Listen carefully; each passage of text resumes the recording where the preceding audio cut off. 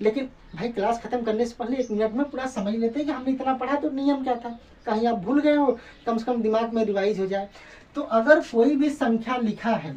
अगर कोई भी संख्या लिखा है,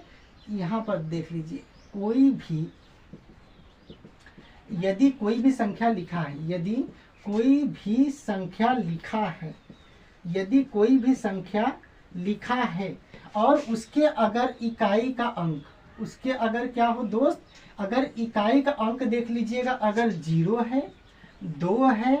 4 है, 6 है या 8 का, कोई भी संख्या चाहे कितना भी बड़ा लिखा हो, सिर्फ उसकी इकाई का अंक आप देखिएगा, अगर 0 है या 2 है या 4 है या 6 है या 8 है, तो पूरी की पूरी संख्या 2 से डिविजिबल होगी, पूरी की पूरी संख्या 2 से डिविजिबल यानी कि 2 से विभाज्य होगी। यदि कोई भी संख्या लिखा है, कोई भी संख्या लिखा है, अगर उसकी इकाई का अंक 0 है या तो 5 है, 0 है या 5 लिखा है, जैसे इसमें 0, 2, 4, 6, 8 लिखता था ना, लेकिन इसमें क्या करेगा कि अगर कोई भी संख्या लिखा है, अगर उसकी इकाई का अंक या 0 है या 5 है, तो पूरी की पूरी संख्या क्या होगी, 5 से डिविजिबल होगी, यानी 5 से विभाज्य होगी। कोई भी संख्या लिखा है, अगर कोई भी संख्या लिखा है, सभी अंकों का योग करिएगा उसके,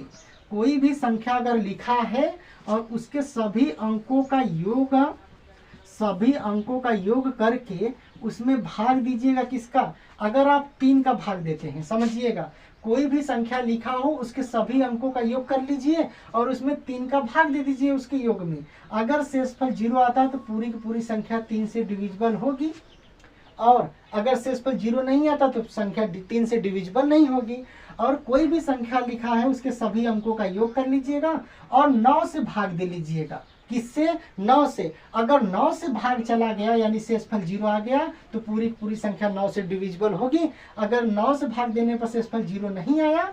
ठीक है, तो 9 से डिविजिबल नहीं होगी। 9 और 3 का नियम सेम ही था, इसलिए एक ही में समझा दिए। और हमने क्या समझा, कोई भी संख्या लिखा हो, अगर उसके इकाई का अंक सिर्फ आप देखिएगा, अगर 0 है, क्या है 0, तो पूरी की पूरी संख्या 10 से डिविजिबल होगी, 10 से डिविजिबल होगी। समझ में आया कि नहीं? अब समझना, अगर आप देख रहे हैं 0 0 और इसमें 0